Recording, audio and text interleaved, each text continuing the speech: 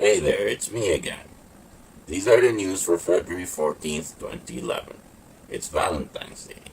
For all you people out there, a piece of advice. Don't send an e-card. Send something nice or don't bother. When I get an e-card, I think, this person was thinking, I'm going to give you the gift that keeps on giving.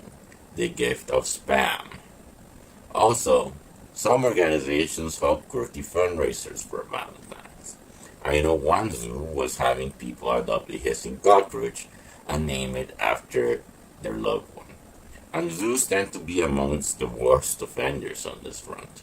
Another zoo was having tours so people could watch the animals humping. Let me put it clearly for those of you who have more money than imagination and romance. If you name a roach after your loved one for Valentine's, they're gonna break up with you. Valentine's should be about eating chocolate, drinking bubbly, and having lots of hot sex, not about anything you can watch on Animal Planet or the Discovery Channel. Now don't say I don't look out for you. Speaking of zoos, a freak chain of events triggered by a weather front in Mexico City led to 65 animals dying of cold overnight in the city's zoo. On other international news, in Egypt, the military is trying to assert its control and to get the protesters at their rear to go home, since some of them are jittery about the process of rebuilding the government.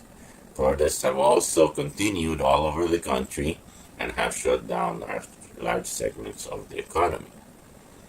As reported previously, Parliament has been dissolved, the Constitution has been suspended, Mubarak's assets have been frozen, and a criminal probe of him is also in the works.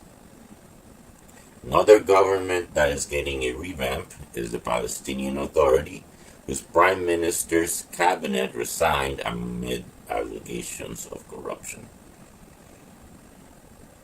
Another world leader that is in hot water is Berlusconi, the Italian prime minister. The media has seized on him possibly having an affair with an underage girl. Whether he did or didn't, I don't think is very important, as the girl herself has denied the affair, and it will be very hard, if not impossible, to prove those allegations.